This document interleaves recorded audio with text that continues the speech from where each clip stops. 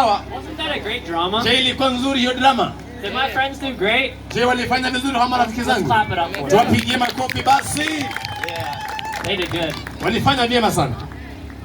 Well, my name is Isaiah, Jina yangu ni Isaiah. and as you can probably tell, Vile unaweza ukaniangalia ukaona, I'm not from here. mimi sitoki hapa. I'm from far, far, far away. Natoka mbali sana. I'm from the United States of America. Mimi natoka Marekani. You guys know how long that plane ride was? Je, unajua kwamba huko uweze ina na gari ama basi? 14 hours. Unakaa masaa 14 kwa ndege. You know how long that is? Hey, unaona vile ni mbali sana. It was very painful. Ilikuwa ni uchungu sana kusafiri. My knees, Magoti yangu, my back. mgongo wangu. But if I'm being honest, Lakini ukweli ni kwamba there was nothing that was going to stop me from coming to see you. hakuna kitu kingenizuia kukuja katika mkutano huu. This was my first time in Africa. Ni wakati wangu wa kwanza hapa Afrika. And this is my favorite place by far. Na hapa ndio mahali pangu ambapo napenda sana. Sure. Hapa ni pazuri sana. You guys are great. Nyinyi ni watu wazuri sana. You may be wondering why we're here. Pengine unashangaa mbona tuko hapa? But I'm here to tell you a story. Niko hapa nikupatie hadithi. Anyone want to hear a story? Je, ungependa kusikia hadithi? Yeah. Ungependa kusikia hadithi? Hadithi. All right. This story is set in ancient Israel. Hii hadithi ilifanyika kule Israeli. You guys know where that's at? Mnajua Israeli ni wapi? We know where ancient Israel is? Unajua Israeli iko wapi? Yeah? Well, this story has a father and a son. Hii hadithi ni kuhusu baba na mwana wake. One day. Siku moja. You guys say one day? Sema siku moja. Siku moja. Yes. One day. Siku moja. The son goes to his father Mwana akaenda kwa baba yake. and says, Father, Akamwambia, baba, I want my inheritance. nataka urithi wangu. And I want it now. Nataka saa hii. Now pause. Kidogo tu. If you didn't know, Kama hukujua the son didn't get his inheritance ya kwamba mwana ili apate urithi, until his father was dead. lazima baba yake awe amekufa na apate urithi. So basically, Sasa hii, the son was looking his father in the eyes huyu kijana alikuwa anaangalia baba yake kwa macho, and telling him he wanted him dead. anamwambia kwamba natamani ya kwamba ungekuwa umekufa. Isn't that awful? Je, hiyo sio mbaya sana? If I was the dad, Kama mimi nilikuwa ni hiyo baba, I probably wouldn't have gave him that money. singempatia hiyo pesa ambazo alitaka. But that's just me. Huyo ni mimi. But thankfully, Lakini ile nzuri sana, actually not really thankfully, ile nzuri sana, his father loved him so much. baba yake alimpenda sana. He loved his son so much Alimpenda sana mwanawe vizuri sana, that he gave him his inheritance. ya kwamba alimpatia urithi wake.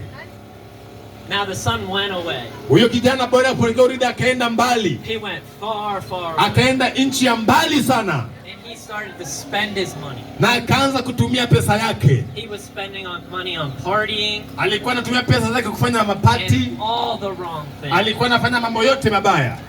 So much so Kwa hayo yote that he ran out of money. pesa zake zikaisha, He ran out of money. pesa alizokuwa nazo zikaisha, And he was far, far away na ako mbali sana. Kumbuka hivyo, with nothing to do. hana kazi ya kufanya, He had no hope. hana tumaini, He was lost. alikuwa mbali, He had no home. hana nyumbani, hana nyumba, And he was hungry. na ako na njaa. So you know what he did? Unajua alifanya nini? He worked as a slave Akaanza kufanya kazi kama mtumwa. to the pigs. Kwa hivyo akaanza kulisha nguruwe, He was even eating the pigs' food akaanza hata kukula chakula cha nguruwe because he was so hungry. kwa sababu alikuwa na njaa sana. Now I have some bad news. Niko na habari mbaya sasa. We are all like the son in the story. Sisi wote ni kama huyu mwana katika hii hadithi. Just as the son Jinsi tu huyu mwana turned away from his father alitoka kwa baba yake and left him, akamwacha, we have also turned away from our heavenly Father sisi pia tumetoka mbali na baba yetu wa mbinguni and sinned against him. na tumefanya dhambi kinyume na yeye. We are disobedient Hatujamtii Mungu wetu and we're doing all the wrong things. na tunafanya mambo yote mabaya. But I didn't come this far just to tell you guys Si bad. kuja tu kuambia ya kwamba tuko mbali na You Mungu guys want peke to hear yake. some good news? Je, unataka habari njema? What about you in the back? You want to hear some good Hey, news? uliye nyuma unataka habari nzuri? Yeah. Guess what? Hebu sikiliza hii. During this time, wakati kama huu, the son made the best decision of his life. mwana huyu alifanya uamuzi mzuri sana wa maisha yake. He decided to go back to his father. Aliamua arudi kwa baba yake. So he traveled far, far away. Akasafiri hiyo safari ya mbali. Far, far away. Mbali kabisa. And you know what happened? Unajua nini litendeka? When his father saw his son, wakati baba yake across alimwona akiwa kule mbali, he ran to him. Alimkimbilia. He embraced him. Akaenda akamkumbatia. And he still loved him. Bado alimpenda. Even though he had sinned against his father. Hata kama alikuwa ameenda kinyume na baba yake. And so his father prepared a feast. Baba yake akaandaa karamu. He gave him the best jewelry. Akampatia mavazi mazuri, akampatia nguo nzuri. And he welcomed his son back. Na akamkaribisha mwanawe nyumbani. Are we thankful for this story? Yes. Tunashukuru kwa sababu ya hadithi hii. Yes.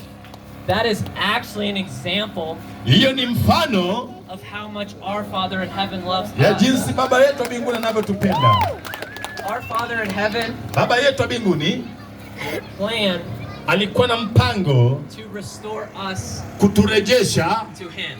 Kwake mwenyewe. Like I said, vile nilivyosema, we have all sinned against our Father. Sisi wote tumefanya dhambi kinyume na baba yetu. We have all disobeyed him. Tumekosa kumtii baba yetu. We have all turned away from him. Sisi wote tumeenda mbali na yeye. But he still loves Lakini us. bado anatupenda.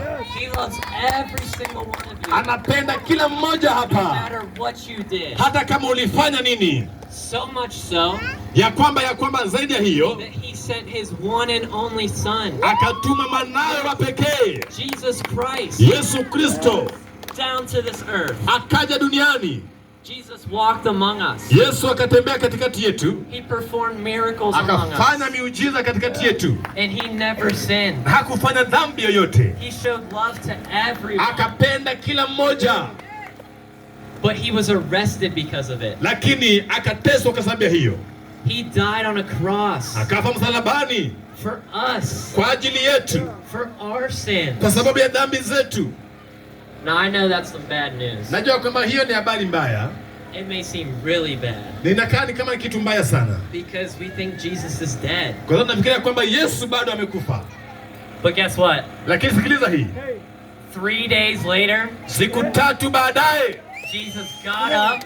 Yesu alifufuka tena. Akatembea. Akatoka kaburini. And he's alive today. Na leo yuko hai.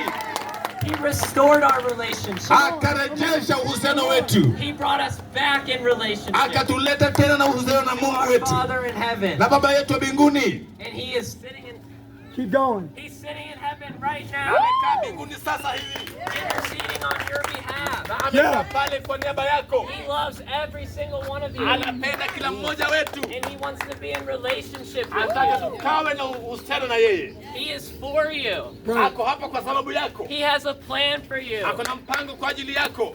And all we have to do Kile unafaa kufanya is one simple thing. ni kitu kimoja tu. We just have to repent. Tunafaa tukutubu. We have to acknowledge our sin. Tukubali kwamba sisi ni wenye And turn dhambi. away from our old Na lives. tutoke kwa maisha ya kitambo. And turn back to our Father. Kwa baba yetu. Just like the son in the story, Ni kama ule kijana katika ile we hadithi. can turn back to our Father. Alikuja kwa baba yake. And he's going to welcome us back Anaenda kutukaribisha tena kwa baba yetu. with the finest thing. Na kitu kikubwa kabisa. Because he loves Kwa us. sababu anatupenda. Doesn't that sound amazing? Je, hiyo ni nzuri? Raise your hands if that sounds amazing. Hebu fanya mkono wako namna hii kama hiyo ni nzuri. Do you guys want to be in relationship with Jesus? Je, ungependa kuwa na uhusiano na Yesu? Raise them hands. Weka mkono wako Do juu. you guys want to be in relationship with Jesus? Unataka kuwa na uhusiano na Yesu? On the count of 3, Hesabu 1 mpaka 3. I'm going to give you guys that chance. Patia hiyo nafasi. All you have to do is raise your hand. Kile utafanya ni kuinua mkono wako. On the count of 3. Nikihesabu 1 mpaka 3. 1, 1, Jesus loves you. Yesu anakupenda. 2, 2, he has a plan for you. ana mpango kwa ajili yako. He's here for you. Ako hapa kwa sababu yako. And he is supporting you. Na anakutia moyo. 3, 3, raise them hands. weka mkono wako juu. Wow. Wow. Hiyo ni nzuri sana. That's amazing. Hiyo ni nzuri sana. You guys are being very bold. Nyinyi mmekuwa na ujasiri. Now I want you guys to have no fear. Sasa kwa sababu hamkuwa na ujasiri, bila uoga sasa, All my kids watoto wangu wote, under 11 watoto wa miaka 11 kwenda can chini, go with my friend mtaenda na rafiki yangu, Kaylin mtaenda na and my friend Kayla, Danny. mtaenda pale chini. Watoto wote wadogo. So all the little ones, you guys can go with them. Yeah, go that way. Ya watoto mnaenda pande hii. Watoto mtaenda pande hii, watoto wote wadogo. Nini mfanye mchezo? Hiyo ni nzuri sana. Anyone else? Nani mwingine anasema anataka kumpokea Yesu? We're going to count to 3 again. Hesabu 1 mpaka 3 tena. And I better see all these hands. Na ningependa kuona kwamba kila mmoja yuinua mkono wake juu. Because Jesus loves you. Kwa sababu Yesu anakupenda. And he wants to live inside your heart. Anataka kuishi ndani ya moyo wako. 1, 1, 2, 2, 3. 3. Raise them hands. Weka mkono juu kama unamtaka Yesu. Awesome. Hiyo ni nzuri sana. All right, if you raise your hand, Kama umeinua mkono wako, I'm going to ask you to come naomba forward. kwamba